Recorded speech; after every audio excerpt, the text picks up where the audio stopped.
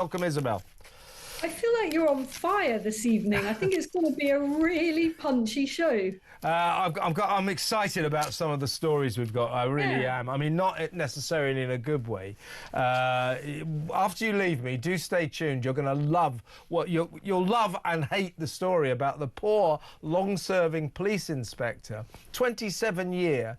It's a senior officer, 27-year, distinguished career, sacked summarily because he posted something not very nice about Just Stop Oil. I mean, that says everything about our country, doesn't it? Yeah. It really does. You know, when we desperately need really good, experienced and dedicated police officers, how about we just fire one of those good guys, as you said, for posting something that, frankly, most of the nation is thinking. They I don't really, know what yeah. it was he said about Just Stop Oil, but I have a sneaking suspicion that I would agree with it. Yeah, you really will. He talks about the futility of their tantrums. You know. Oh, what's wrong with that? It's true. Yeah, that's what he got fired for. It's unbelievable. So stay tuned for that after 8 o'clock. I need every audience member I can get. But let's talk about the migrant crisis today. I wasn't going to lead on this, and then, of course, it emerged that yesterday 215 more migrants came across the Channel from France in four, I use this term loosely, small boats. They've often got 100 people in them. They're not that small. But they are chronically overcrowded, and 215 people made it across the Channel, of course, to be welcomed into the warm embrace of soft touch Britain. Well, they'll get 45 quid a year, 45 quid a week, 4-star hotel, free food, free lawyers, free doctors, etc. But 99 more had to be rescued from death just off the coast of France as their overloaded vessels struggled in the high seas. So fortunately, as I say, 99 all rescued, all safe. Thank God for that. So 99 rescued, 215 came across. And what was our Prime Minister doing today to deal with this crisis, to confront this new situation? Oh, I know. He swanned off on another of his foreign jollies, this time to pose for pictures with Ukrainian President Volodymyr Zelensky. I mean, never hear Keir. There was never a better nickname for anyone. It's getting ridiculous, the fact that this guy, this I think, Isabel, is his 22nd trip abroad. These trips last 2, 3, sometimes 5 days. I think I read somewhere that something like 33% of his prime ministership has been spent in foreign countries. He's got to stay here. We've got a lot to deal with, don't you think? He's beginning to remind me of Air Miles Andy. Do you remember Prince Andy? Yeah, of course. When he was trade secretary, what was he? A Trade envoy. Trade envoy. Trade envoy. He was just always flying around, wasn't he, on junkets? And that's what we've got with our Prime Minister. And frankly, I don't think anyone's surprised he's out of the country, because whenever he's in the country, he gets a hard time. You know, people boo and heckle him, and no wonder they do.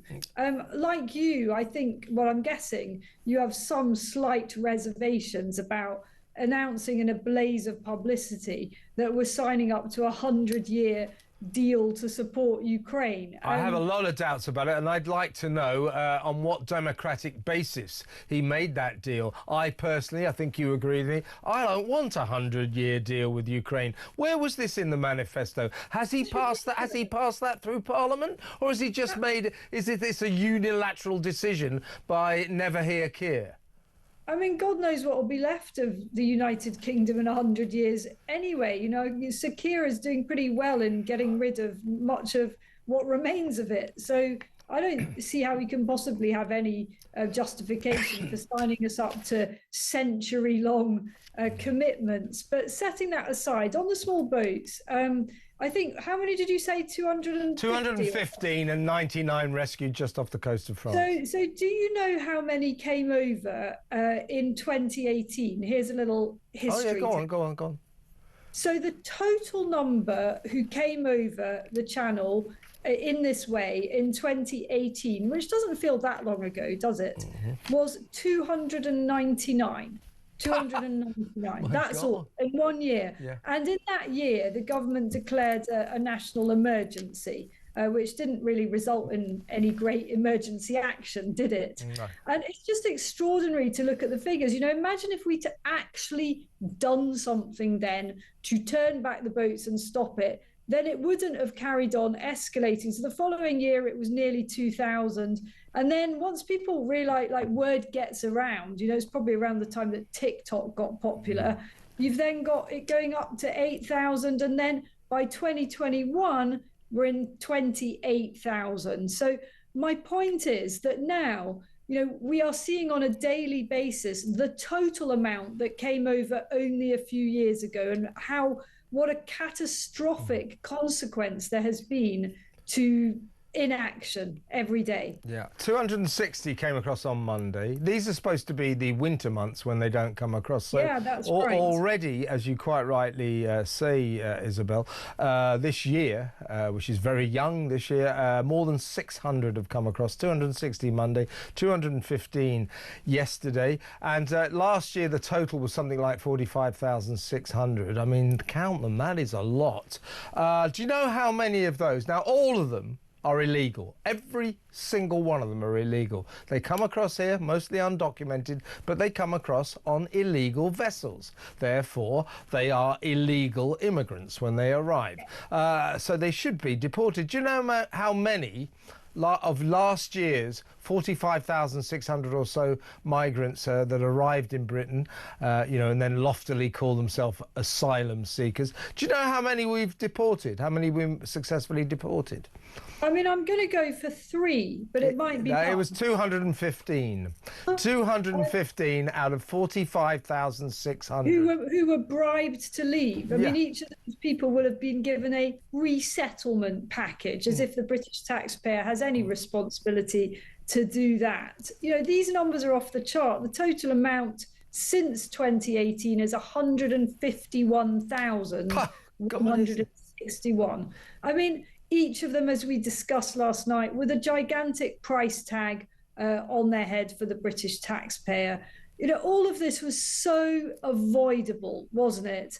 And it is still avoidable. It could be stopped today if we parked our armed forces where they need to be, our Navy where it needs to be, and just say, enough, this is an emergency. It is an emergency also for the people who are risking their lives doing this. You said today yesterday a bunch of people had to be rescued. I don't know what more criteria there needs to be to qualify for an emergency and a national security alert. Yeah, this really is an emergency, and our government's doing nothing. We say this every time we discuss the migrant crisis, but it's important. This government, Keir and Calamity Cooper, his hilarious Home Secretary, their policy is smash the gangs. We will smash the people smuggling gangs. As I'm sorry to keep repeating this, but it's a ludicrous strategy, because if you smash every gang that exists right now, there will be new ones tomorrow. It's called supply and demand, and the demand is coming from the migrants. If you don't stop the migrants, there will always be people smuggling gangs. But let's dwell on this strategy anyway. So they set up this Border Security Command.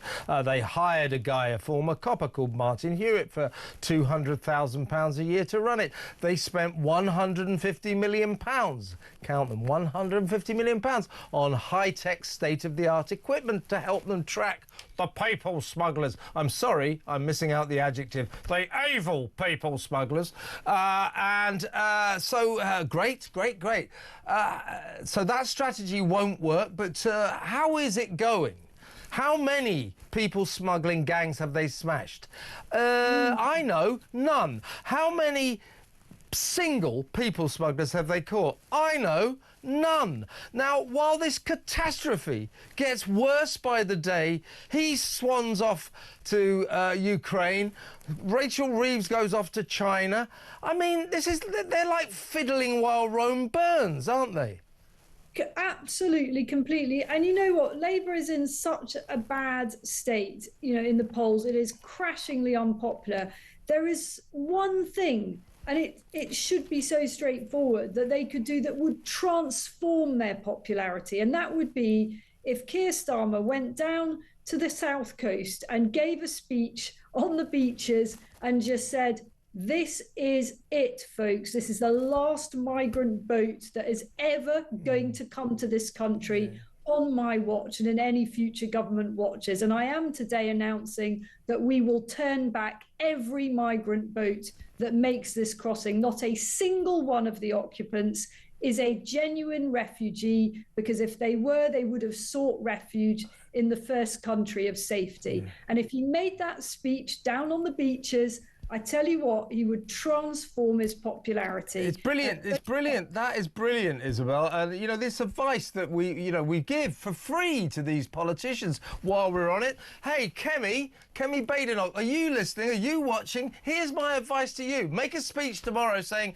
if you vote for us, we will scrap every single element of the net zero claptrap. That'll get you votes, but you won't, will you? What is wrong with these people? Why don't they listen to us? Why don't they listen to the people? Why do they spend all their time polishing their stupid halos and not listening to what people want? And just before we go to break, I just have to get this in, Isabel.